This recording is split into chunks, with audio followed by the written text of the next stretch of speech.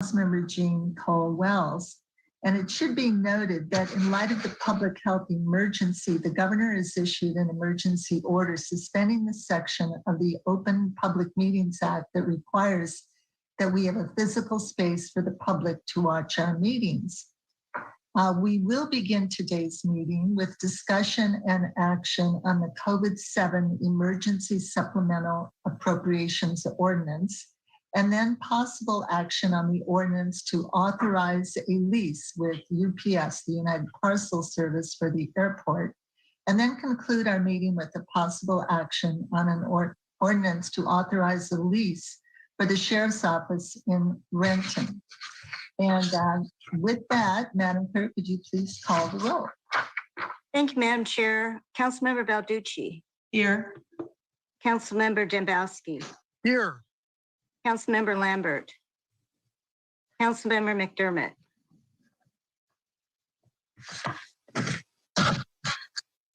Councilmember McDermott.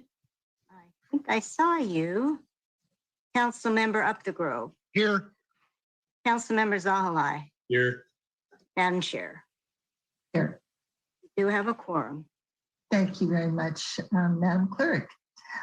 We will now turn to public comment, and this is a time in which we do allow for individuals from the community to give any comment that they would like, as long as there is relevant agenda today. And we offer the public this opportunity, but we do have some ground rules. First of all, public comment, as I said, must be related to items on today's meeting agenda and not be used for the purpose of assisting a campaign for election of any person to any office or for the promotion of or opposition to any ballot proposition. It also must not contain obscene speech. And if the speaker were to fail to abide by these restrictions, I will rule the speaker out of order and require the speaker to exit this virtual meeting. Now I'll describe the process. As all members of the public who joined the meeting who have wanted to, they've been automatically muted. I can see your names or the last 3 digits of your phone number. And our committee clerk will call the names and numbers of those individuals who wish to speak. When your name or the last 3 digits of your phone number is called, the committee clerk will unmute your line. Please make sure also to unmute your own phone if you have muted yourself as a courtesy. Before you begin your testimony, please wait to be acknowledged to be sure that we can hear you, and then start by saying and spelling your last name so we can capture it accurately for the record. If you wish to have your video turned on during your public comment, please request that of the clerk before you begin. Madam Clerk, do you know how many people approximately we have for giving public comment? Madam Chair, we have approximately 62 people. 62 people, so a lot. We want to hear from all of you. We do have quite a lot on our agenda today, particularly our 7th COVID budget, so I'm only going to be able to allow 1 minute for each speaker. I'm sorry for that, but we do need to get through the meeting on time. There is another meeting, the Regional Policy Committee meeting, that will start at 3 o'clock promptly.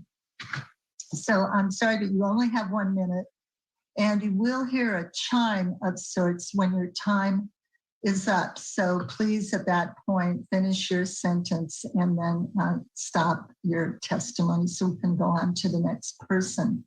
If you are listening on TV or streaming, please turn that function off. Otherwise, we will hear feedback on the line, and that is for when you are speaking. If you are disruptive to the meeting, I will ask our committee clerk to hang up the call so that you will be forced to leave the meeting. When you have finished your comments, please hang up so that we can more easily go on with our meeting, and you can follow the remainder of the meeting on King County TV channel 22 or stream online. The committee is also accepting written public comment related to today's agenda items via email. For those in the public who have already submitted your comments before 8 a.m. today, they have already been distributed to our committee members and appropriate staff, and I have read those that have come in. We will now begin the public comment period. A reminder to please wait to be acknowledged to be sure we can hear you. And if you do not wish to give public comment, that's fine. Just let the clerk know when she calls your name. Okay, Madam Clerk, please go ahead. Thank you, Madam Chair. The first speaker will be Alejandra Trey. Please go ahead and unmute yourself, Alejandra. Thank you so much. I'm on there as Alejandra interpreter because I'm going to be interpreting for one of our Latino community leaders. My name's Alejandra. Yeah, of course. My pleasure. My name's Alejandra and I'm one of the co-founders of Comunidad Latina the Vashon. And I might be a little fuzzy because I just got my vaccine. I don't know who else might have also just recently got there or remembers the fuzziness. I don't know. But I got the vaccine because we did this big vaccine education with our community and I got it with 10 other community members. And we were talking about how fuzzy we were. And it was interesting because they were saying, yeah, I was exhausted, but they work in landscaping and construction. And they said, we basically were so tired, we were holding each other up. And I was thinking, wow, I'm just so glad y'all weren't hurt. And I think this is a metaphor for how COVID has impacted the economic hope for our communities. It was always precarious, but now it's just outright almost near impossible and sometimes dangerous. And I think as a region, we feel like it's a prosperous region. So we don't have a tendency, I know there was bread and other efforts to really dig in and think about the economic opportunity for all. And I think in listening to stories from these workers and talking to Skyway and White Center, we just said, boy, there's just a really big need for action here. And so that's where we got together and put together this proposal.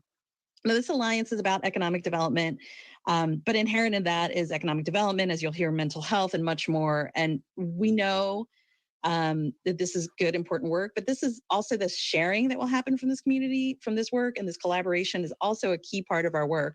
And not because we feel like, obviously, unincorporated King County has been, especially for BIPOC communities, has been underinvested in for so long, but this is what we do anyway. We always work in collaboration. So I just, this work that you would be investing in, yes, it is, it was brought to you by unincorporated leaders, but we foresee the impact and the sharing to go beyond that. And I hope you'll approve the amendment. Thank you. Thank you, Alejandra. And I do need to remind people you have 1 minute to speak. I know that's extremely difficult, but if we allow more time, we're not going to have time to take up our agenda today. Okay, thank you. Next speaker is Cynthia Ramos. Cynthia, I'm not sure if you wanted to provide public comment or if you're just here to provide interpreter services. If you could let us know, please. Hi, yes, no, I will be giving testimony. Thank you. Hi, everyone. My name is Cynthia Ramos. I am a lead community organizer at Comunidad Latina de Vashon. We represent a large diverse demographic on the island, as well as a high percentage of low-income households of the island. Today, I come here to ask you to take this and a very concrete step towards equity in this action by supporting the BIPOC Alliance as one of the first steps to really address the lack of accessible support to BIPOC communities. What is currently in place is frankly not enough, and it is not working for those most impacted by COVID. I wanted to show you a stack of letters that we gathered. We collected over 100 signatures to show support. They were letters because a lot of our community does not have access to technology. They're not tech savvy, and they wanted to show their support. And so if this doesn't really show and doesn't prove to y'all that this is what they want, then I don't know what else, right? We will continue to take collective action. Community is ready to see a difference in their community. They're ready, they want it. Last year, our community was supported by $4 million for small bulk community businesses, but unfortunately, that wasn't enough. Many of our actual community didn't even qualify to receive those small grants. Only 2 or 3 of them actually got it. And so if these type of supports continue, the people who signed the letters this past week will continue to be those who are not getting the actual support And so we want that to change. Thank you. Thank you. Our next speaker is Alex Castro. Please go ahead. Hello, I'm Alex Castro. I wanted to make a statement in support of funding the Bipac Alliance. I'm second generation for the Salvadorian Bakery. I was born and raised in Seattle and grew up around the Skyway and White Center neighborhoods. I'm really proud that of my aunt and mother who built the bakery. They first opened the bakery when I was 10 years old, and it's been a big part of my life. As many of you know, 20 or so years ago, there weren't many Latino people around. So it has been a great source of connecting to my heritage and my language. And it's provided a stable foundation for me to go to college. I went to Bellevue College and University of Washington. And as time has gone on, I've seen places like Bellevue and University District completely transform. And we see White Center and Skyway being completely left behind as there's no investment in these communities, underserved communities. And I hope that, we can continue to thrive and keep building the business here in White Center and Skyway. Thank you. Thank you for your comments. Our next speaker is Amaranthia Torres. Please go. Marca, before we go on, I'm not hearing the timer. Are other people hearing it? All right. I just heard a slight ding on the last guest. I don't know if they're going over a minute, and it's running the timer, and they're having some discussions on that right now. So, okay, if we can try to make it louder, that'd be great. Thank you. They were done at the minute. go ahead, Amaranthia. Oh, great. Good afternoon. My name is Amaranthia Torres, spelled Torres. I'm speaking on behalf of the Coalition Ending Gender-Based Violence. As a coalition, we work with over 40 community-based and culturally specific orgs toward gender equity and an end to all forms of gender-based violence, such as sexual assault, sex trafficking, and domestic violence. We're here in support of the $1.5 million in funds to support individuals experiencing domestic and sexual violence. We also support the Amendment Community-Driven Fund for Housing, Homelessness Response, and Behavioral Health. We believe in supporting existing community-based and culturally specific organizations that we know are reaching those most impacted by violence and systemic oppression. Thanks so much for your time and consideration today. Thank you. Our next speaker is Emoj. Please go ahead.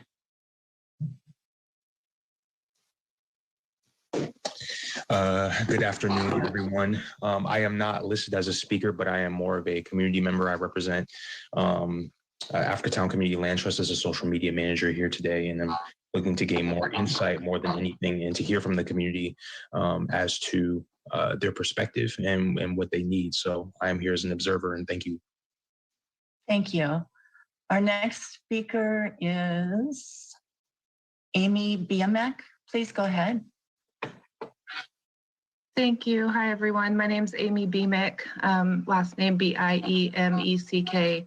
I work at Olive Crest. We're a state contracted foster care agency in Bellevue, and we serve families and kids in foster care all over King County. And I'm calling in to ask for the BIPOC funding because, as most of you probably know, we have a disproportionate amount of BIPOC children in a disproportionate amount of white homes in our communities, especially with kids of color in foster care, can really benefit from this additional funding so that bio parents have a chance to engage in the services that they need to be reunited with their kids and have less of an impact in the foster care system and everything that follows, as you know, which is homelessness, and only 50% of kids in foster care end up graduating from high school, and the list goes on and on. So thank you for your time. Thank you. Our next speaker is Anna. Please go ahead. Anna, please go ahead. Hi, everyone. Yes, my name is Ana Castro. Please go ahead. Anna, if you'd like to speak, please go ahead. Okay. Next speaker is Andrew. Okay. Oops, go ahead. Yes, my name is Ana Castro, and I am one of the owners of the Salvadorian Bakery. My sister and myself started the Salvadorian Bakery 25 years ago, and we have been there in the community for more than 2 decades. And we create jobs for a lot of people there. And we are the heart and soul of the community. And the Salvadorian Bakery is not only a bakery, but it's a place that people come and gather in a community organizer, get their meetings there. And we want to create a better future for our employees. And with this displacement that is going, so we wanted to build our new home for us to keep our legacy business in the White Center area. So we want your support for this amount of money that we are only asking for less than 1% of the budget. Please share the funds with our immigrant, refugee, and people of color owners businesses that owns businesses. And support the refugee and immigrants and Black-owned businesses. Great idea, so the community can grow and we have a better position for our neighbors around us. And so people from other communities can come and join our businesses there, because right now, White Center is not looking any good. All the council member or people that represent us should come around and check it out. White Center, we need to do something drastically. With this money, we hope we can get enough funds so we can thrive and for our future generations. Thank you for your. And, I believe your 1 minute has passed, ma'am. okay, Thank you. thank you. Speaker is Andrew Vroom. Please go ahead. Hello, my name is Andrew Vroom, and I just wanted to advocate for money for the Black community in the Central District and Rainier Beach, and I just wanted to lift up the voice of Treyon Holiday. That's all. Thank you. Our next speaker is Angie Hinojosa. Please go ahead. Hello, good afternoon. My name is Angie Hinojos, and I'm the Executive Director and co-founder of Centro Cultural Mexicano in Redmond. We are a cultural and resource center dedicated to empowering the Latino community. We have heard from many Latino households on items directly related to the budget. Here are the major concerns that we have identified. Rent assistance needs are still a huge priority for our community. We appreciate your attention to this need. Regarding behavioral health supports, we recommend culturally relevant outreach and services available in Spanish. Latino parents want meaningful programs for youth that provide positive engagement with their peers and connect them with their culture and history. Behavioral health supports may look different for our communities than for the white community. This is why our involvement in decision-making is crucial. For BIPOC small businesses, community organizations can help ensure broad participation in programs and assistance with applications. Regarding technology, access and instruction is vital for education supports and employment-seeking activities. This work must be accomplished with partnerships from within our communities. The county must trust that BIPOC organizations know how to serve our communities effectively. We must be adequately compensated and supported within each sector of this budget. Thank you. Thank you. Our next speaker is Anna. Please go ahead.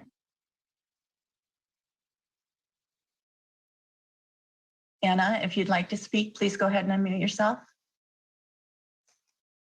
There, my name is Anna. I just wanted to reiterate and lift up the Youth Achievement Center and other BIPOC-led projects in addressing housing, homelessness, and mental health in our communities, and to urge you to vote yes on this amendment for projects and proposals that are led by community members who are most affected and experiencing it. So thank you so much, and I really hope that you support this amendment. Thank you for your comments. Our next speaker is APACE. Please go ahead and state your name for the record, if you would. Oh, hello. My name is Elisa Lee. I'm so sorry. I have a lot of construction going on where I'm at right now in the background, but I'm here on behalf of Asian Pacific Islanders for Civic Empowerment. We are an organization that does year-round the get out the vote work. But more recently, we've been having to pivot. We've been getting involved in anti-Asian hate work.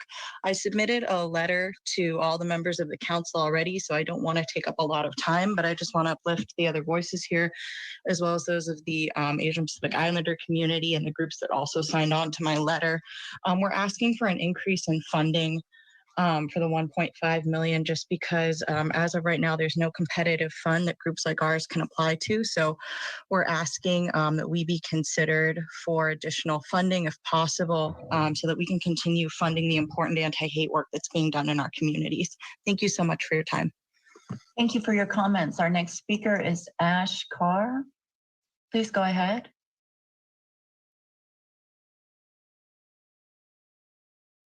Good afternoon. My name is Ash Kaur, spelled K-A-U-R. Thank you for the opportunity to speak.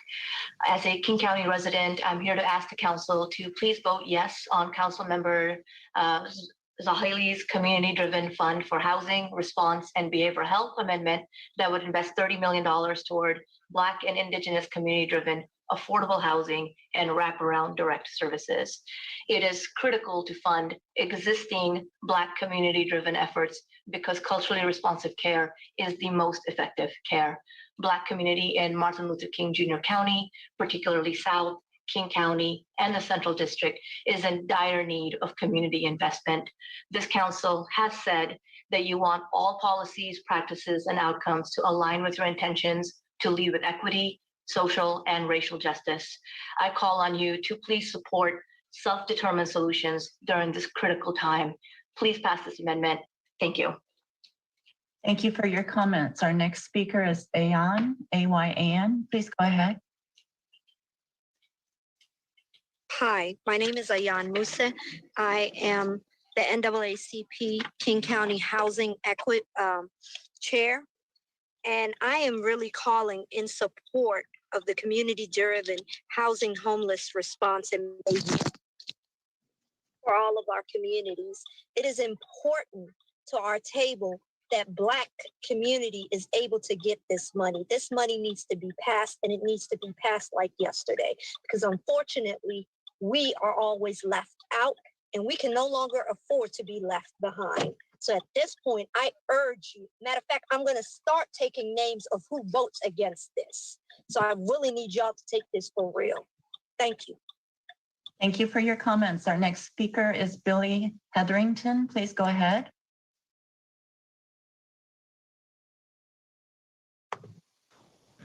Afternoon, Madam Chair and members of council. My name is Billy Hetherington. I'm political director and 20-plus year member of Labor's Local 242. I wanted to take a moment and speak in support of appropriation number 4 within ordinance 2021-0155. This is around funds allocated to fund apprenticeship and create local hire programs within the underserved areas throughout the county. Yesterday, I sent over an email speaking in further detail, but I wanted to thank the council and the executive's office for your continued support and development of apprenticeship and local hire programs in underserved areas in the county. The need for these programs are real, and the construction trades continue to market their apprenticeship programs to our youth and are committed to diversify our workforce to be more representative of our communities we work in. Thank you for your time and your continued effort to make a difference in the areas you represent. Thank you. Thank you. Our next speaker is Brandy. Please go ahead. Hello, my name is Brandy Flood. I am the Director of Community Justice for REACH, and we serve people who are chronically homeless and struggling with substance use and in and out of the criminal punishment system. And so I want to support all efforts for funding to be sent to community-based organizations led by African-American organizations to do this work, particularly in this population of unhoused African-American folks in the Seattle, King County area. So I'm here to support all those efforts of the council releasing money to Black-led organizations. Thank you. Thank you. Our next speaker is Catherine Parker. Please go ahead.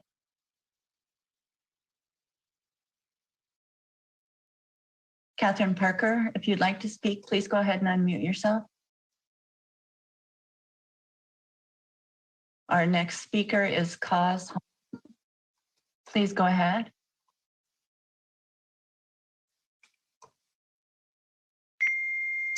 Hi there, can you hear me? Yes, we can. Please go ahead. Hi, my name is Cause Han. It's Haun, and I'm a King County District 8 resident and a gun violence prevention volunteer with Moms Demand Action for Gun Sense. And we're urging you to support Councilmember Zahilay's budget amendment proposal for $30 million for the community-driven fund. In King County, COVID has laid bare the glaring consequences of hundreds of years of anti-Black racism, and COVID and gun violence disproportionately impact these historically underfunded Black neighborhoods in King County. And for decades, community-based organizations have done the job of successfully reducing violence by providing vital social services and outreach to impacted communities. But these organizations are underfunded, and they need additional investment from the county. Please vote to approve the amendment to fund the community-driven fund for housing, homelessness response, and behavioral health at $30 million. Thank you. Thank you. Our next speaker is Cheryl Jackson Williams. Please go ahead. Hello, my name is Cheryl Jackson Williams. Jackson Williams spelled JACKSON -WILLIAMS. I am here in support of both Councilmember Zahilay's amendment for $30 million that reserves this money towards holistic Black and Indigenous community-driven affordable housing and wraparound services for our community, as well as the unincorporated Bipac Alliance with Skyway, White Center, Vashon, which focuses on unifying the support of Bipac communities towards real economic development. Our community has been explored, studied, engaged for a plethora of years, and we are asking for King County to leverage the learning from those experiences to yield some dividends and investments. You have an opportunity to make a minimal investment, which is less than 1% of your budget, to maximize impacts towards our community-led economic planning, team-based actionable activities. We are respectfully asking and watching and expecting that you will lead with equity and social justice as you make investments that really support the most vulnerable community members within our unincorporated areas. I'm going to yield the floor, and I thank you for your time. Thank you. Our next speaker is Curtis Calhoun. Please go ahead. Peace and good afternoon, everyone. I'm Curtis Calhoun, spelled CURTISS. CALHOUN. I'm a project manager with Africatown Preservation and Development Association, as well as a community manager at Black Dot, which is our business hub. I'm just signing on today to support Council Member Zahilay's $30 million amendment, and just ask you to support that as well and to vote yes when it comes time to be able to help give these much needed funds to the BIPOC community. Thank you. Thank you. Our next speaker is Danielle Winslow. Please go ahead. Hi, everybody. Good afternoon. My name is Danielle Winslow. I use she, her pronouns. I live in the 2nd District, and I'm representing Mother Nation today, which is an Indigenous Native nonprofit. On behalf of Mother Nation, we join with our partners and neighbors to request your support of Councilmember Zahilay's amendment to develop a $30 million community-driven fund for housing, homelessness response, and behavioral health. We believe, like many have stated here, that our communities that experience the highest rates of disproportionality in these various systems are the best situated to inform the solutions. I just also wanted to note that last week we honored our missing and murdered Indigenous relatives through the Missing and Murdered Indigenous Women and Girls movement. And by passing amendments like this and partnering with community-based organizations, we believe that we can prevent MMIWG. So thank you for your time. Thank you. Our next speaker is Deborah Taylor. Please go ahead.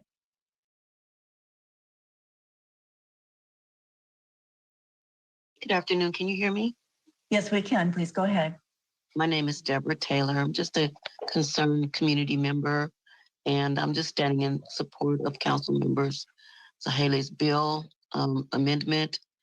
I want to bring healing and health to our community, through helping women and girls become more self-assured and leaders in their own lives. And these take funds, and we're trying to heal our communities and make them stronger so that we can help people in the midst of tragic stress and trauma that they're experiencing. So I'm urging you, council members, please to vote and confirm this bill so that we can move forward in our communities and heal our people. Thank you for your time. Thank you. Our next speaker is Deirdre Bowen. Please go ahead. Hi, thank you so much for the time. My name is Deirdre Bowen. The last name is spelled Bowen. I'm a law professor at Seattle University School of Law and the director of the Domestic Violence Protection Order Clinic. We created this clinic last March in the height of COVID as a pop-up clinic to address the skyrocketing rate of domestic violence. But because of the ongoing effects of COVID, we sadly remain in business and need to expand our services beyond just helping petitioners file for protection orders. So we're urging that the council pass Chair Jeannie Colwell's amendment for $480,000 to support extended services in which we will partner with BIPOC communities to provide legal services with protection orders and the related family law services, including child custody, child support, and divorce issues in both in the field, in communities, but also online. Thank you so much. Thank you for your comments. Our next speaker is Derek Belgard. Please go ahead. Yeah, hello everybody. I'm Derek Belgard, Interim Executive Director for the Chief Seattle Club.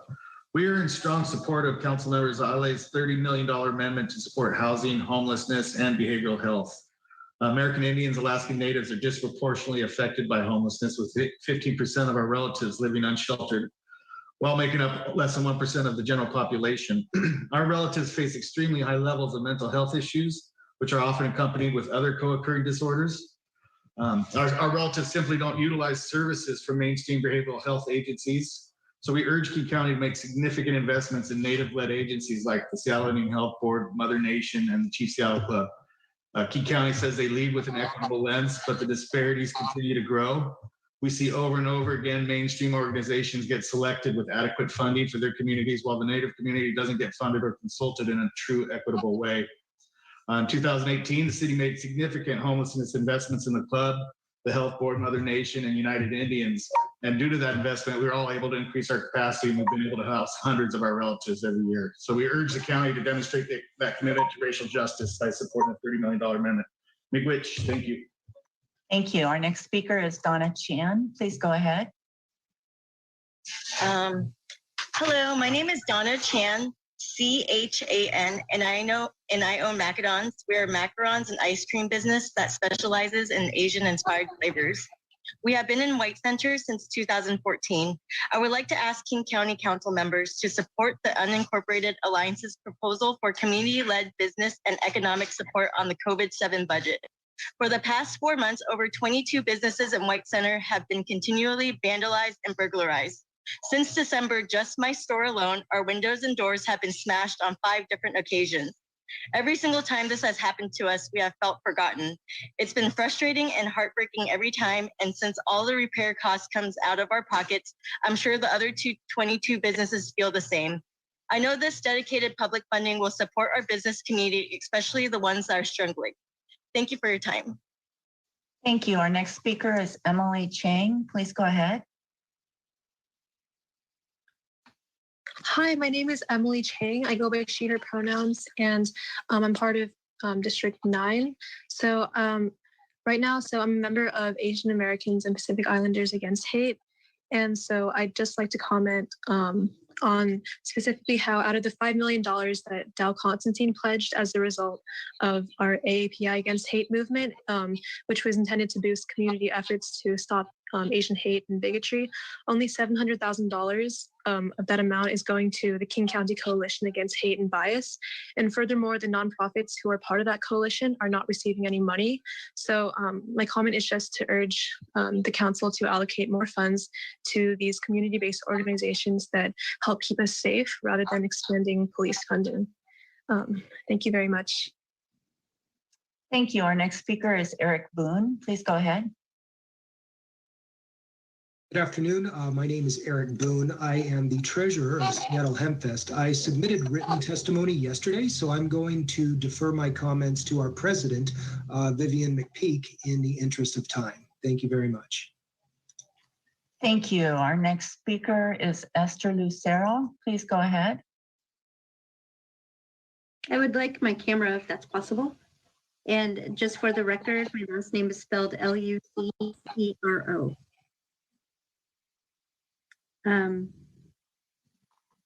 Okay. Thank you, council members, for allowing me this time to provide testimony.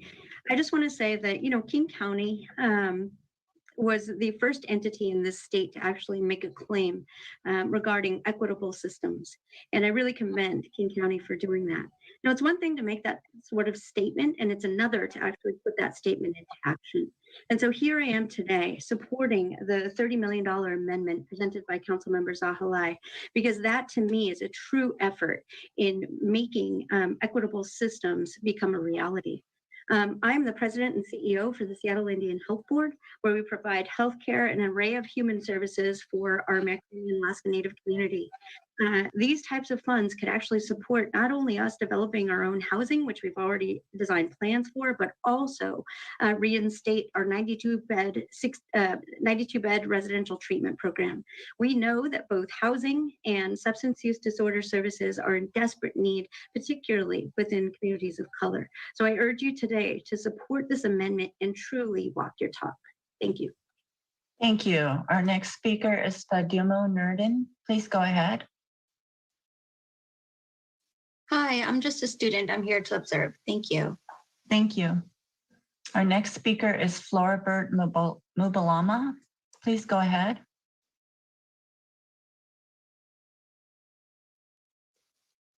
Floribert Mubalama, if you'd like to speak, please go ahead and unmute yourself. Thank you so much. Thank you so much, the chair. And I'm here, Floribert Mubalama, Executive Director of the Congolese Integration Network. We are located in CTAC. And the reason for my intervention is I'm intervening in support of the $2.5 million in funding going to organizations that provide sport and activities to youth, outdoors activities to youth in our communities, the Bipac communities. So our community, the Congolese, have been hardly impacted by the COVID, and we have done so much trying to make sure that our community stay healthy. And you know that physical activities have been one of the areas our community engaged in to stay healthy. So now the coalition of the Play Equity Coalition brings the leaders of a community, the Bipac community organization, together to help make decisions about what is best for them and also for the youth that we are serving. The coalition provides organizations with a strong network to learn from and share resources and best practices. The coalition is collaborative and focused on the long-term systemic solutions that come from working together. So we will be very happy to see the amendment introduced by Councilmember Abde Grove being taken into consideration. And thank you again for recognizing that youth need physical activities more than ever for their mental and physical health. Programs serving Bipac and low-income youth need staffing and capacity to be able to ramp back up and provide high-quality programs. This funding will make a big difference for the health and well-being of the youth in our community. Thank you for your comments. Our next speaker is listed as Gutamsh. Please go ahead.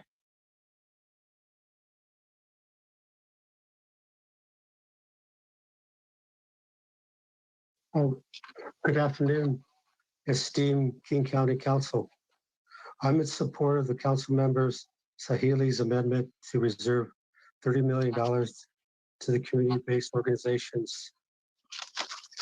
I pray that by voting yes to this amendment, that you will understand that you are showing compassion for the unsheltered relatives that you call hopeless.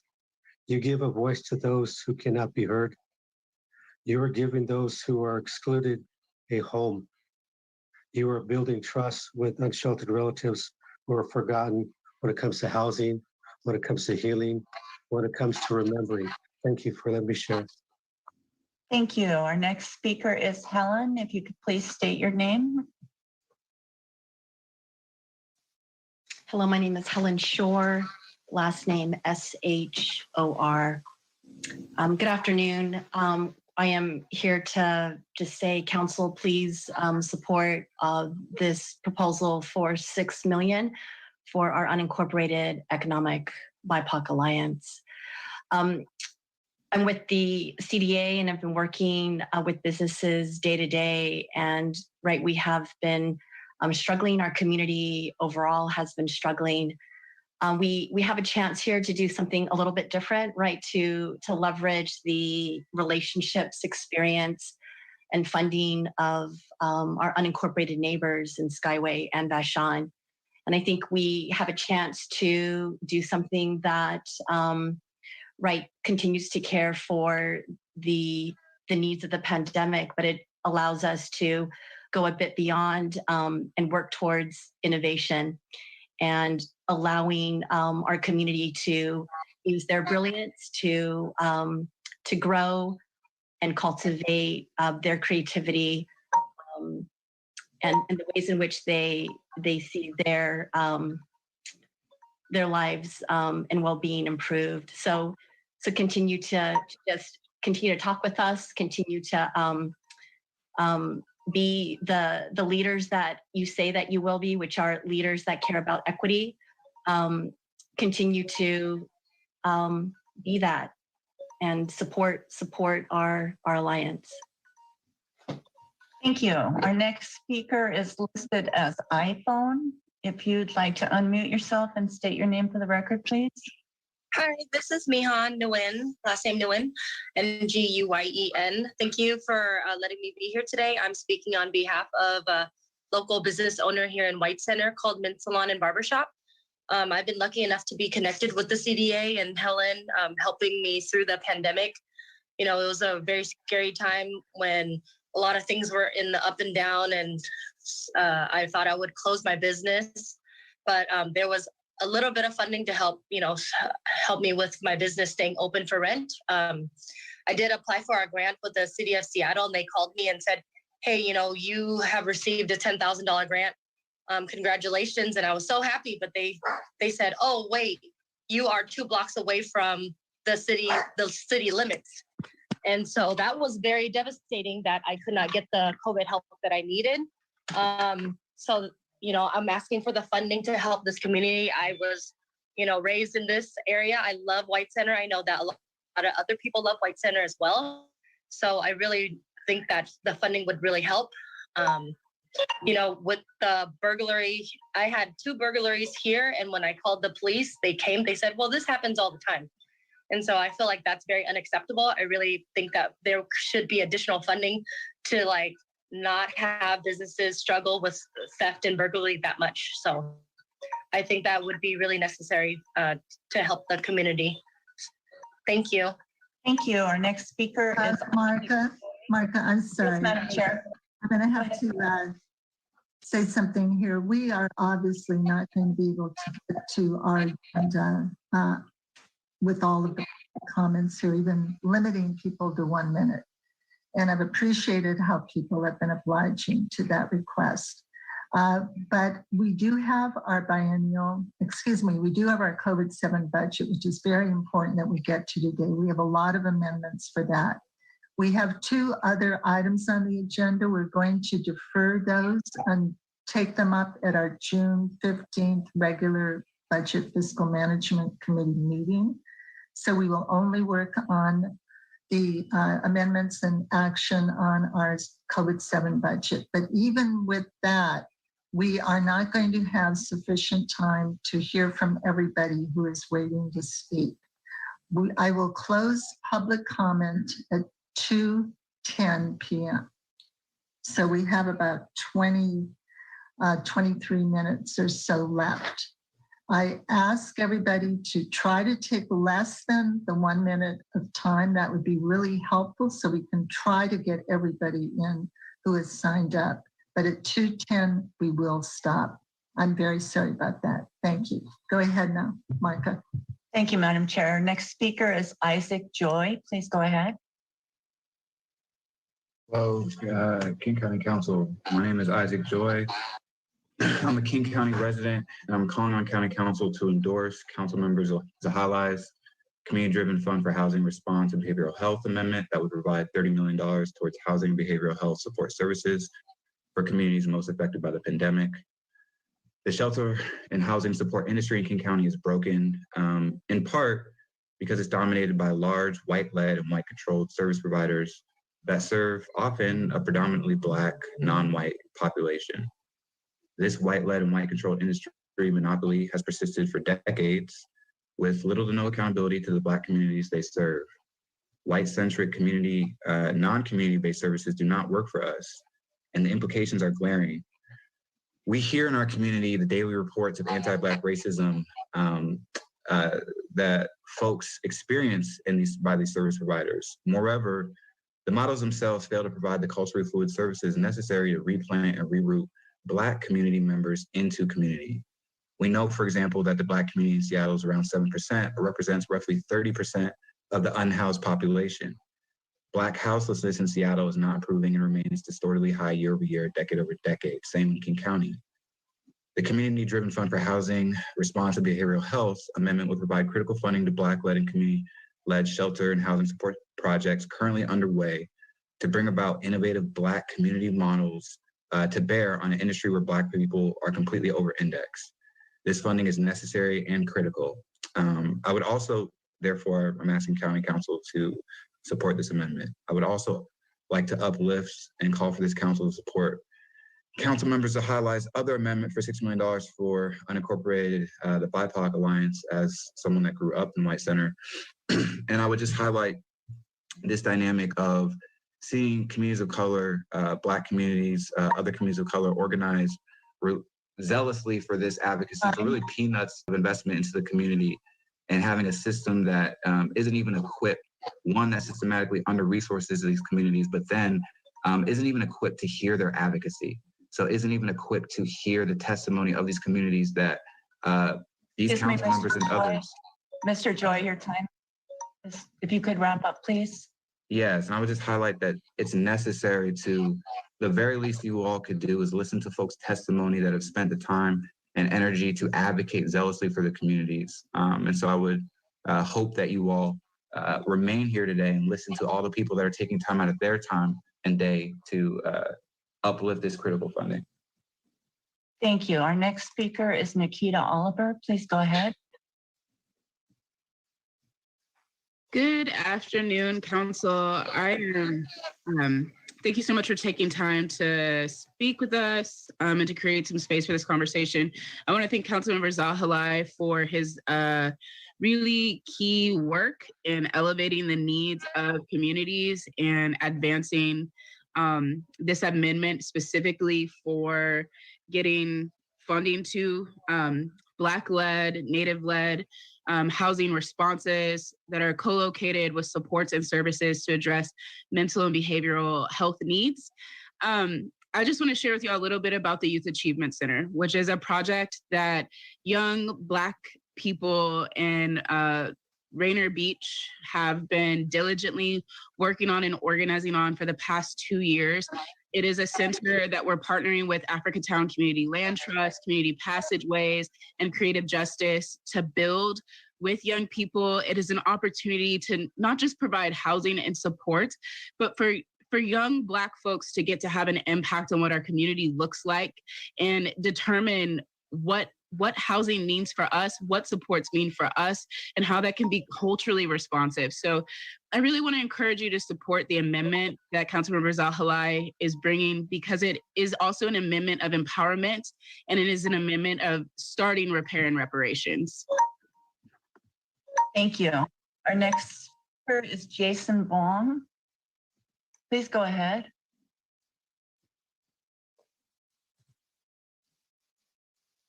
Jason Vaughn, if you'd like to speak, please go ahead and unmute yourself.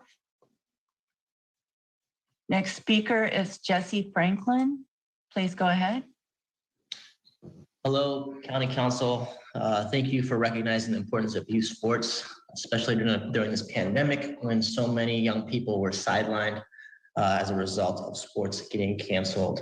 I wanted to endorse the amendment for dollars going to youth and amateur sports, specifically to the King County Play Equity Coalition. The King County Play Equity Coalition is a collective of community-based organizations that really understand the barriers that are preventing youth from accessing these very important activities, movement and play on organized teams and outdoor space. If some of those dollars go to the youth and amateur sports grants that already exist, that would be good. However, if we can give some of those dollars to the collective, it allows for some of these systemic issues to be talked about collectively with so many other community-based organizations that really understand the barriers working together to happen. Thank you for your comments. Our next speaker is Jordan Honor. Please go ahead.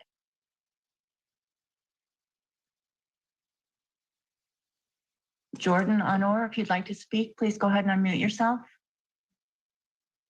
Next speaker is Josh Castle. Please go ahead.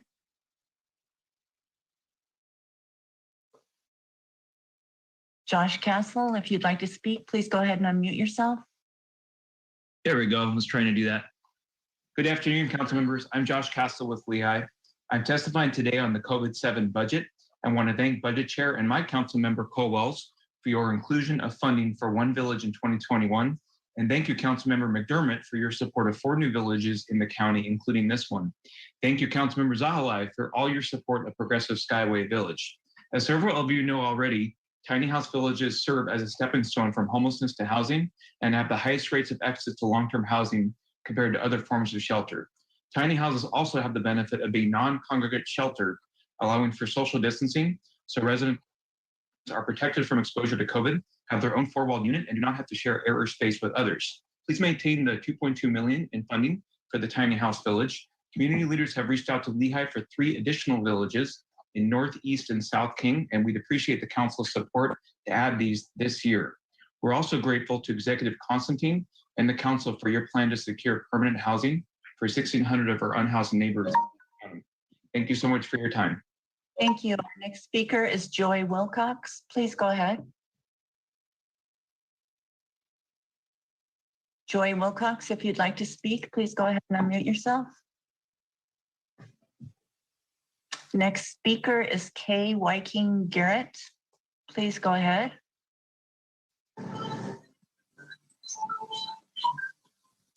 Good afternoon, council members, and thank you for the opportunity to speak.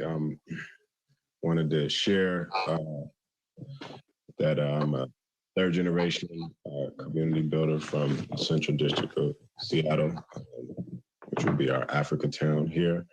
And I think it's pretty well known the degree of displacement that has happened with gentrification, which is really amounting to ethnic cleansing in Seattle that I believe to become less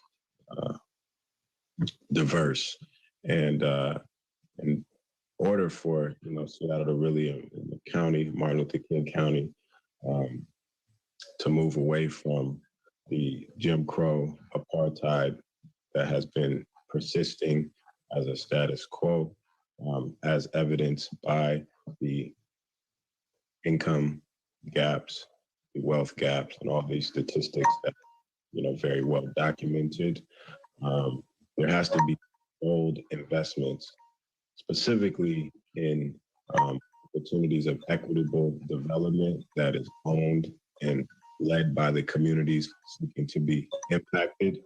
And this is how to move towards a new normal rooted in equity and away from the Jim Crow apartheid that persists in Martin Luther King County, which is very oxymoronic. And so, Mr. Garrett, your time is up. If you could please wrap up.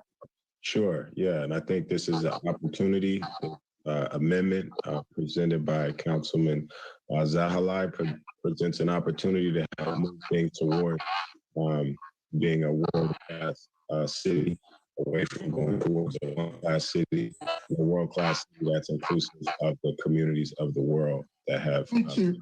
Thank you very much. We need to go on. I'm sorry. Our next speaker is Kimberly Dunn. Please go ahead. Kimberly? I'm here. Thank you. Well, my name is Kimberly Sofer Dunn. I represent the African American community within the state of Washington, but specifically within Skyway. And I come here today urging council members to support the bill, the request, the financial request that everyone has stated. It's not a mystery that communities of color need this funding. It's not a mystery that Black people have been systematized as far as racism, and that we understand what needs to happen. We are also requesting for King County to etch out at least $5.5 million in addition to the $30 million for economic development within Skyway. We have the resources, we have the land space, and most of all, we have the intellectual capacity. And I thank you. Thank you. Our next speaker is Laura Cassidy. Please go ahead. Good afternoon. Last name is Cassidy. As a white citizen of Martin Luther King County, I defer to the previous statements made by folks like Isaac Joy and Y. King Garrett. And I'll just briefly say that I support Council members Zahilay's amendment. We have to keep in mind that, as Y. King said, we need bold investments in this community, and those closest to the problem are closest to the solution. The Black community needs community-driven leadership within their community. They do not need the white-driven support is not adequate, and it doesn't work. Thank you. Thank you. Our next speaker is Marka. Yes, Madam Chair. We are going to close public comment in 9 minutes, and some people are going to, and we can't always hear the chime. So I'm going to ask Marka at 1 minute to say time's up, 1 minute, and people will wrap up their sentence, and then Marka will mute their mic. I'm very sorry about this, but we have to do that. Yes, Madam Chair. The next speaker is Leah. Please go ahead, Leah. Hi there, my name is Leah Lucid, Lucid, and I'm calling, I'll keep it brief for time so more people can speak, but I'm calling as both a constituent and a volunteer for the Seattle area Moms Demand Action to voice my support for the $30 million amendment by Councilmember Zahilay for the community-driven fund for housing, homelessness response, and behavioral health. I am also doing mutual aid in the area and believe strongly that this is a critical step. So thank you for supporting his amendment. Thank you. Our next speaker is Lillian Ballesteros. Please go ahead. Good afternoon. My name is Lillian Ballesteros, and I'm the Executive Director for the Latino Community Fund. One of the things we do is fiscally sponsor organizations like Comunidad Latina de Vashon, and we're here in support of the demand to prioritize unincorporated King County. The BIPAC Alliance's ask of $5.5 million, representing less than 1% of the budget. We hear so much from organizations in these areas that they're eager to catalyze their ideas and they need that support. There's innovation, there's leadership. The impact that COVID has had on our communities in unincorporated King County needs to be met with the investment from the county. So we're here to support the Alliance. We support with fiscal sponsorship, and now we need you, the government, to hear and heed the concerns by investing in the future. Our communities, despite having language barriers, no access to tech, are here in numbers to ensure that this funding goes to community. Thank you so much. Thank you. Our next speaker is Liz Walters. Please go ahead. Liz Walters, if you'd like to speak, please unmute yourself. Next speaker is Lonnie Renteria. Please go ahead. Hi, my name is actually Nicole Gelbach-Wilson. I'm the mental health director for Puentes, a mental health nonprofit led by and for Latinos and immigrants. I'm here to advocate for the funding for unincorporated Bipac Alliance for Economic Development for $5.5 million. For the past few years, we've worked side by side with Comunidad Latina de Oaxaca on innovating a new approach to mental health with the Latino community. We are approaching mental health from a holistic place instead of treating it like an isolated issue that only certain professionals, namely most of whom are white, are equipped to fix. Mental health is a natural part of our community, integrated into everything we do, including economic development work. You can't start a business or a new career without recovering from the confidence and sense of agency robbed by white supremacy. You can't overcome poverty without healing from learned helplessness or racism's declaration that brown bodies are less capable or less deserving. They go hand in hand. We know this and are building careers in tandem with building mental health and resilience in order to survive the devastating impacts of COVID on BIPOC businesses and their families. We have to name that there have been tragic patterns of trusting BIPOC-run organizations less than these well-established mainstream white-led nonprofits, and we ask you to trust them to know what they need for their communities. Thank you. Thank you. I'm going to go back to Liz. I see you had unmuted yourself. Liz, if you'd like to speak, please go ahead. Oh, I'm sorry. Actually, I hadn't planned to speak. I was mostly listening, but I would like to say that I'm here along to just kind of give my support. I live at MLK in Yesler, and so I support the $30 million going to behavioral health. First and foremost, I think that mental health is so important, especially the Black community through transgenerational trauma and all of that. I really think that we need to do more and give the money to their cultural, progress. Thank you so much. Thank you. Next speaker is Lauren Hansey Butler. Please go ahead.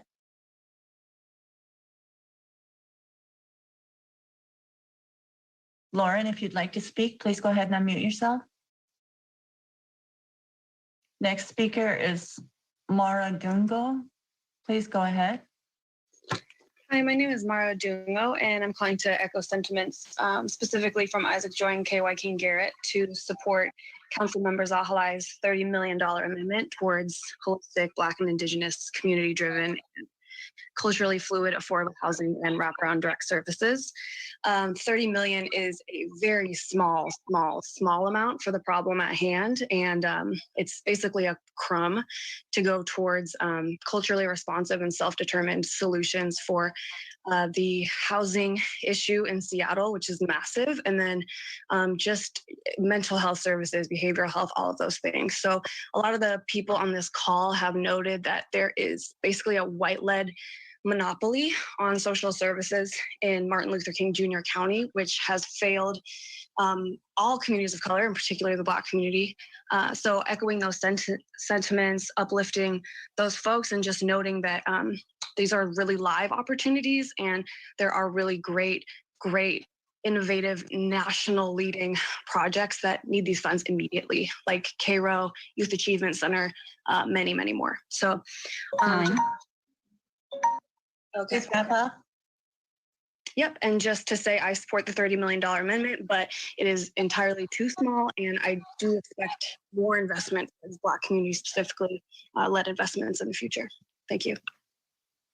Thank you. Our next speaker is Maria Cristina, who I believe will be using one of our interpreters. Hola, buenas tardes. Yo necesito intérprete. Hola a todos. Mi nombre es María Cristina Flores Fuentes. Soy dueña de un pequeño negocio llamado Sasa Boutique, ubicado en el área de White Center. Yo soy madre de dos niñas que asisten a la escuela primaria de Mambio, vivo en White Center y me encanta ayudar a mi comunidad. Para mí ha sido un año muy difícil, ya que mi negocio necesita más apoyo, pues yo no califiqué para ninguno de los fondos de COVID-19 estatales ni del condado porque no cumplía con los años requeridos. Tengo una familia y una comunidad que apoyar, así que yo los invito a que apoyen la propuesta de alianza por $6 millones. Apóyennos a ellos para que ellos puedan apoyarnos a nosotros y nuestra comunidad y negocios de White Center crezcan y tengamos mejor economía. Les agradecería que no se olviden de nuestra hermosa y diversa comunidad de White Center. Gracias. Thank you. Next speaker is Maria DeLeo. Please go ahead. Oh, I was going to interpret for Maria Cristina, if that's still okay. Sure, go ahead.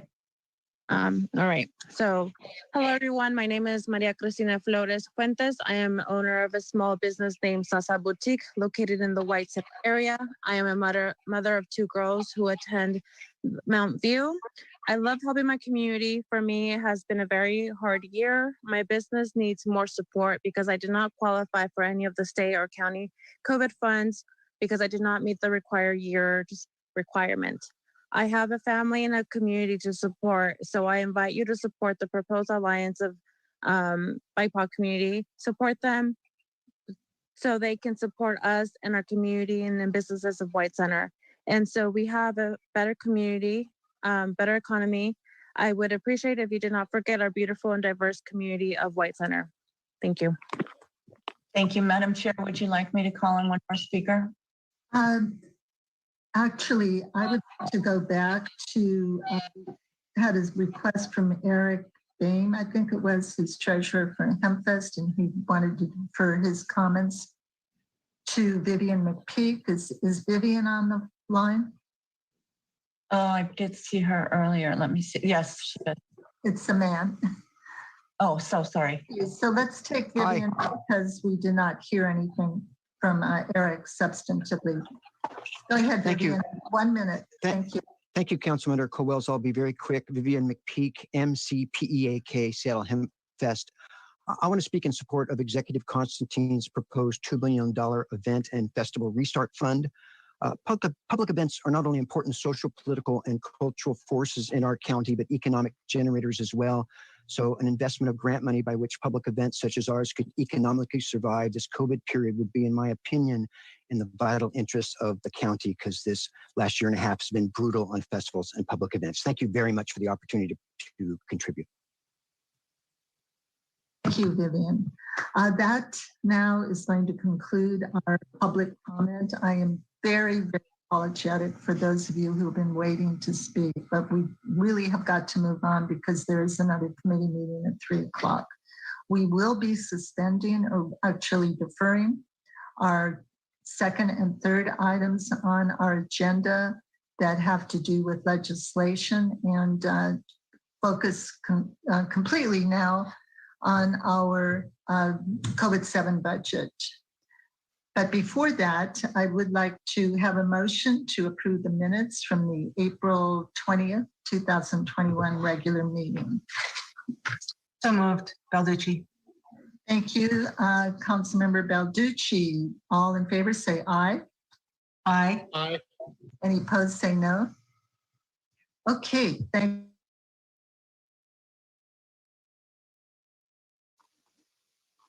you. Muted myself. Our next item and last item on our agenda today is the COVID-7 emergency appropriations ordinance. And we were briefed on this item at our last Budget Fiscal Management Committee meeting, and I hope to take action on the item today, along with the striking amendment and any line amendments proposed by members. The striking amendment was distributed to members last Thursday, and members were emailed a copy of the full amendment package yesterday afternoon by our clerk, Sharon Daly. The amendment package also includes a copy of the striking amendment. We have Andrew Kim from Central Staff here to provide us an extremely short briefing in terms of the striking amendment. You've had the opportunity to read it, but many of the public may have not. And then we also have our Budget Director, Dwight Dively from the county, here with us to answer any questions as they might come up on the amendment. So with that, please go ahead, Andrew. Thank you, Madam Chair. Can you hear me okay? Yes. Okay, great. If I can direct members to page 67 of the additional materials, the amendment package. Page 67 includes the effect statement for the striking amendment. So the striking amendment would appropriate an additional $30 million, which would include about $2.2 million for the general fund agencies and $28 million to non-general fund agencies. And the intent of the striking amendment is that all $30 million would be using American Rescue Plan Act funds.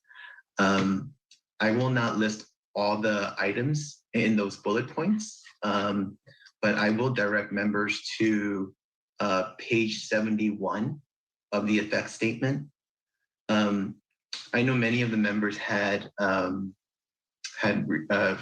the striking amendment requested that language regarding historically disadvantaged communities be prioritized with guidance from legal counsel and our consultants on eligibility of ARPA funds. We've consolidated that language in the findings in sections 1.0 and 1P to state that all appropriations included in the COVID-7 supplemental should strategically support those historically disadvantaged communities, including refugee and immigrant and refugee communities who have been disproportionately impacted by inequities and discrimination and have suffered disproportionate health and economic impacts from the pandemic. So I just wanted to note that to all the members. In the striking amendment, I'll add one more note that some of the executive proposed includes an expenditure restriction and some doesn't. And the reason for that is that those where the striking amendment have included an expenditure restriction was due to the fact that there were specific requirements that the budget chair and supporting council members requested. And that is the reason for the addition of the expenditure restriction language. That concludes my remarks, Madam Chair.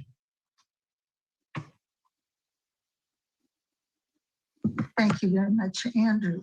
Are there any questions of Andrew?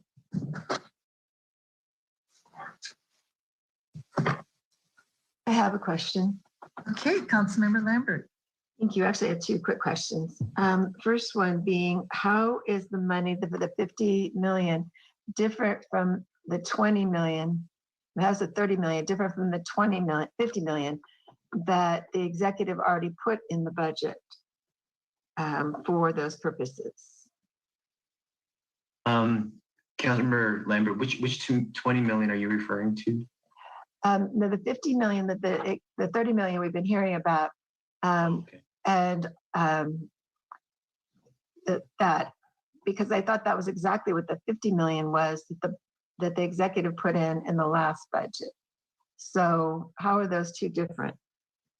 So the $30 million proposal is a line amendment sponsored by Councilmember Zahilay, and if I can defer that to when we get to the line amendment, perhaps I can provide that response. And then the 6 million for equity and for economic development, which is so important right now, especially, and it was for unincorporated. Could you tell me, is it unincorporated, all unincorporated, or urban, or rural, or both? So again, that is also a line amendment that is being proposed by Councilman McDermott and Councilman Zahilay. So when we get to that line amendment, I can provide that response to that question. Thank you. Are there any other questions of Andrew?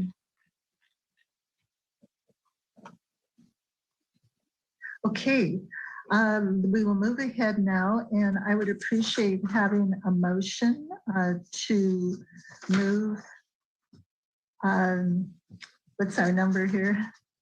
A proposed ordinance 2021-0155. And Madam Chair, this is your Vice Chair, Councilmember Dombowski. Are you looking to move that with or without recommendation? I'm thinking right now, Mr. Vice Chair, without recommendation. Okay. I'll move adoption of the ordinance without recommendation at the chair's suggestion. Thank you. Any comments? All right. Well, very briefly, and I know you can speak to this in more detail, but the process here was we received from the executive an appropriation of some $600 million of federal ARPA money, state money, and FEMA money, and some general fund money. Your process that we have set up consistent with the CARES Act proposal last year was to convene a COVID budget leadership team to look at the executive's proposal, seek guidance from the executive as to what additional amount would be appropriate for the council to add for priorities, while being fiscally responsible and also knowing that there were more costs coming to respond to the pandemic. So saving some of these dollars for the COVID-8 budget and maybe others. So the leadership team of yourself and council members Balducci, Dunn, and myself worked through that. And you solicited input, Madam Chair, from all of our colleagues on guidance into putting your striking amendment together. There were opportunities for amendment requests to come in to explain the proposals. And I think that comprises your striking amendment within kind of a cap of dollars that wouldn't, I'll say, break the bank and would keep us in a safe position to be able for the rest of the year and perhaps even into next to be able to continue to respond to COVID. There's a lot of unknowns.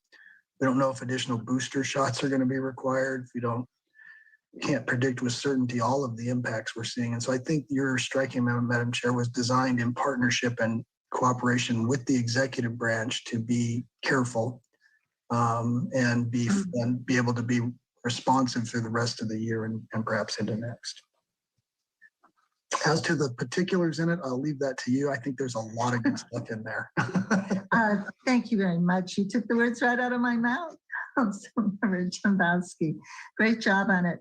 So we're going to, as we take up the striking amendment before us, we do have a number of line amendments that were provided to us in advance and some just today that were kept confidential. As Councilmember Dombowski stated, we had determined that about $30 million is an add to the executive's $600 million proposed ordinance. By the way, the largest of its kind for a supplemental budget in the history of King County in itself. So we worked with the executive and determined that about $30 million would be an appropriate amount for us to make in the way of ads. And in fact, I think we're at 30.3 million, something on that order. Totaling up all of the line amendments that are before us, we have nearly another $40 million. So taking that amount with what we've added in the striking amendment, that is $70 million additional if we were to adopt all of the amendments before us today. And I say that because it's really critical that we think about the implications. Every single comment made today, especially on some of the amendments that carry a very hefty price tag, I thought were heartfelt and represented, without a doubt to me, things that are very needed in King County, especially in working with our BIPOC communities and so forth.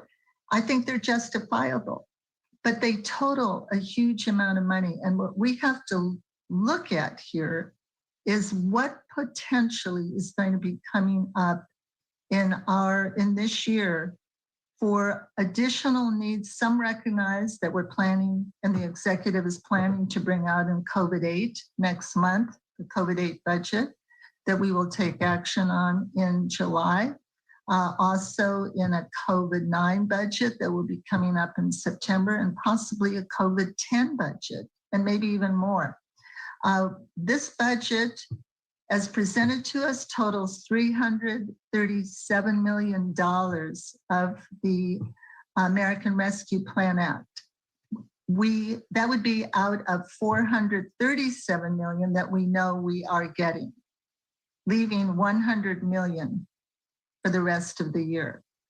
And if we take 70 million out of that, we are left with $30 million or so for the rest of the year if we were to adopt all of our amendments before us. This is serious stuff.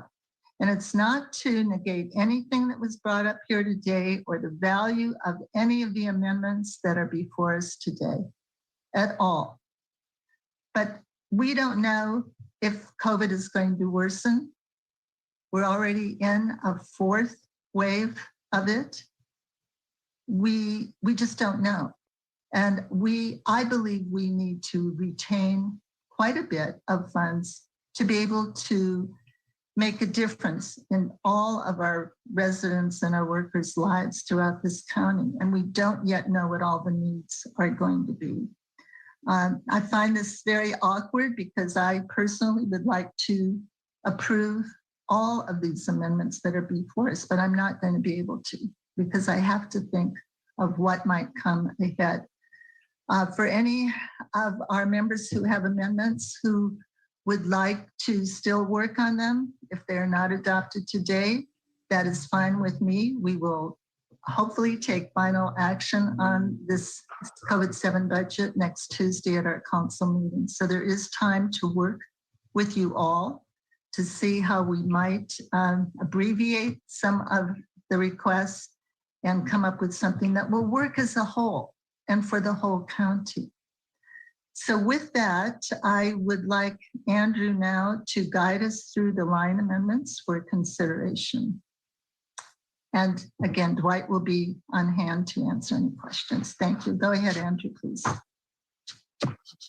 Madam Chair, if I can direct members back to page 2 of the additional materials, the amendment package, there is an amendment tracker that lists all the line amendments, so you can use that as a guide.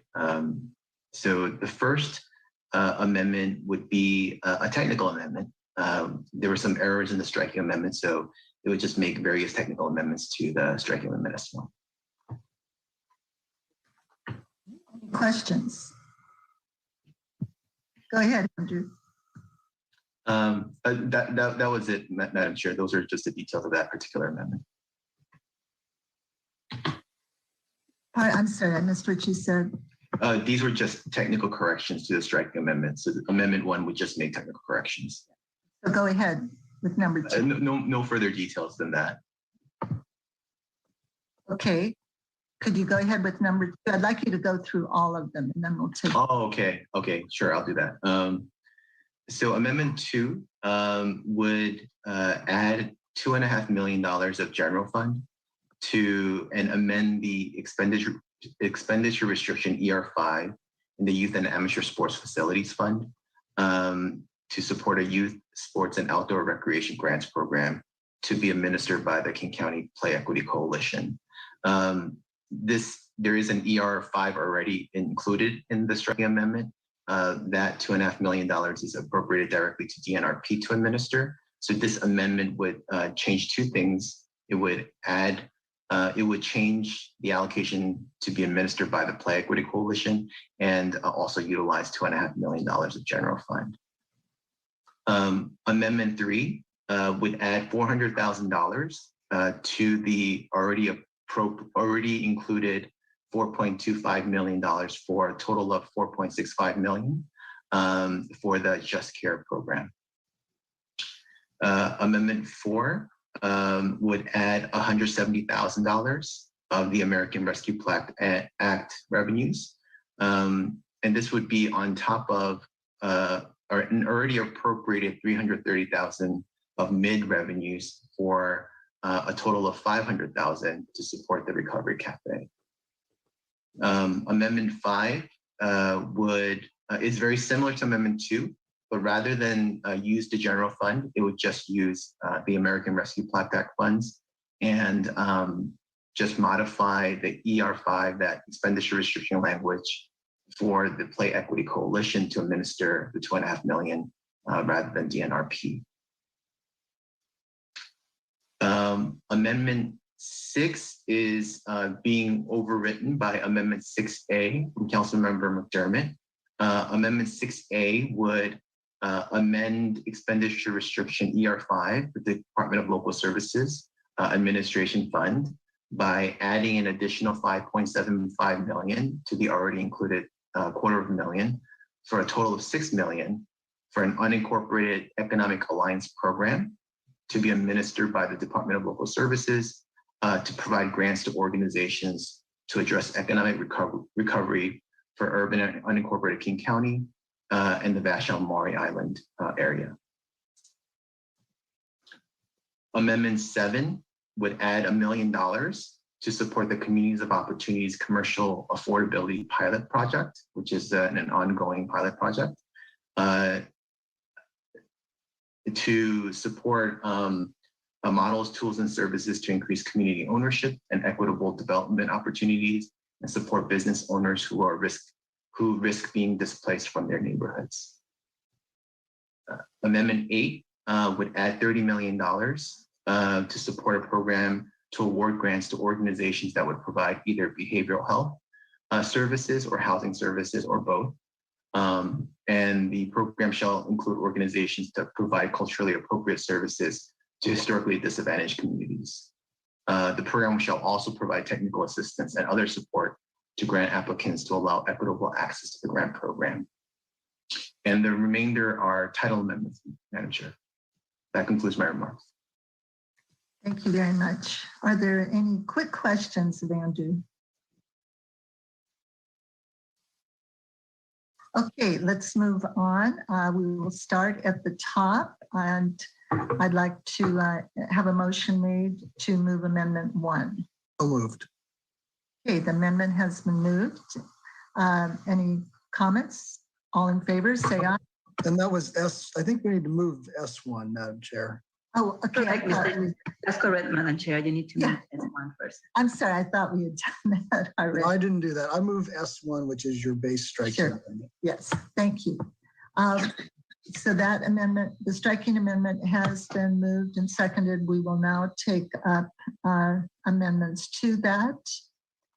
Madam Chair, I move Amendment 1 to S1. That is the purely technical correction amendment described by staff. Thank you. And you'll note that I'm trying to hurry us as much as I can. Any comments, questions? All in favor, say aye. Aye. Aye. Aye. Any opposed, say nay. Amendment number 1 has been adopted. Up the Grove.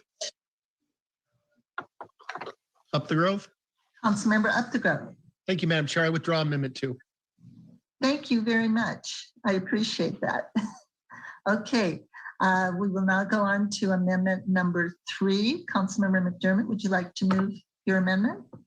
I move adoption of Amendment 3. The amendment has been moved and seconded. Would you like to speak to it? Thank you, Madam Chair. I urge members to support this amendment that will directly engage people living in City Hall Park and move them into housing with services. I want to make clear that without this amendment, nothing specifically and directly responds to people living in City Hall Park in the legislation before us today. This amendment would increase the operating funds going to Just Cares to work with individuals experiencing homelessness by up to $400,000. This will allow Just Cares to immediately serve at least 40 people living in City Hall Park and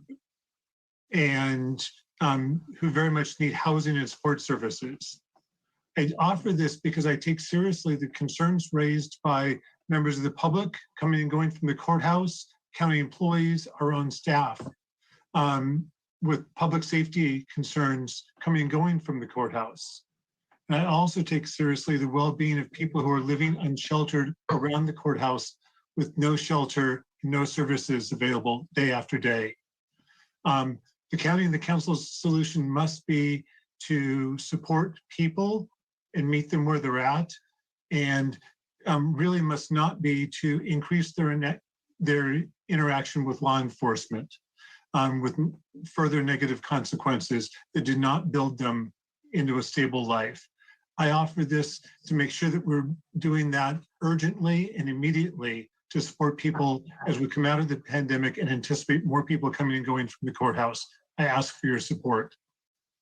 Thank you, Councilmember McDermott. As you probably know, I've been a huge supporter of Just Care, little concerned about a procurement process that might be affected to this. I also understand that there's some work being done on this to bring the costs down. I'd like to call on Dwight Dively to give response. Are you with us, Dwight? I'm here, sorry. So I had a conversation earlier today with Councilmember McDermott. I will let him speak to what the specifics of his plan are. But it appears that if we can get the cost to what seems like a more reasonable cost, since it's only through the end of June, it would be a good short-term addition to our response to City Hall Park. And I will let him speak to the details of what he is proposing. Thank you very much, Dwight. And we did hear from him a bit.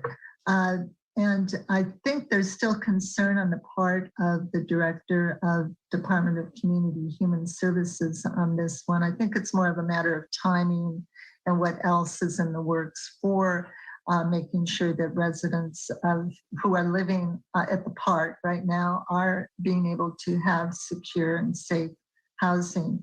Councilmember McDermott, would you be willing to defer this until we take this up at the council? And I would pledge to work with you to get this through when we can get more of the specifics nailed down. Madam Chair, when do we plan on taking, remind me when we will be before full council? We have people living unsheltered, sleeping outside every night. Next Tuesday. You hear the trepidation, but because I know you will work with me and we can come up with a solution to have people housed as immediately as possible, I withdraw Amendment 3. Thank you. And I guarantee that I will work with you and we will come up with an agreed upon language for this. Thank you very much. Okay, amendment number 4. Is Councilmember Dunn on the line with us? Madam Chair, this is Councilmember Dombowski. Okay. Councilmember Dunn's office reached out to me to ask if I would offer this on their behalf because he does not serve on the budget. Oh, I know he doesn't serve. I just didn't know. I mean, on the budget. To speak. And I said I would offer it, and I will do that. At the same time, I am going to vote against it if we go to a vote reluctantly. And I told their office that because I need to stick with as a budget leadership team member, COVID leadership team, I want to stick with our plan.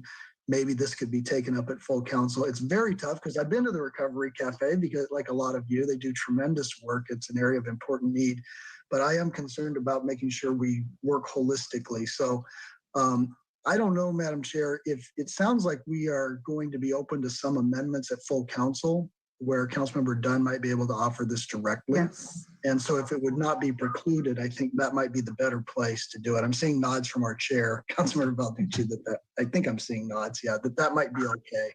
So maybe this is a good opportunity to preview it. And I think Councilmember Dunn would excuse me if we have the assurance that it could be heard at full council where he could speak for it and we can have a broader discussion. Thank you, Councilmember Dombowski, and I can assure you that we can entertain it at full council. And I would like to also say I love the Recovery Cafe, and it is in my district as well, and I've been there many times and feel very strongly about the good that it does. Mm-hmm. So, are you able to withdraw? Yes, I will. And I think the other reason to withdraw, I believe we've got some very fresh legal analysis about naming specific recipients. Sometimes if it's a sole source or the only ones can do it, it can. But I think additional time will help us around that issue here and get better understanding about whether it's even possible to do. I appreciate that. And for the public who may not be aware of this, we did receive a guidance from the federal government on Monday. Our legal team is still reviewing it, but there may be a necessity to not name specific organizations in our COVID-7 budget in order to be eligible for receiving the federal funds. So that's yet to be clarified. Thank you very much, Councilmember Dembowski. Number 5, and we have an amendment being offered by Councilmembers Up the Grove and Zahilay. I'm not sure which one of you would like to move the amendment or otherwise. Thank you, Madam Chair. I move adoption of Amendment 5. Okay, thank you. And would you like to, so it's been moved and seconded, would you like to speak to it? Thank you, Madam Chair. This amendment does not add any additional funds from the striker. It simply makes a change in how they'd be administered.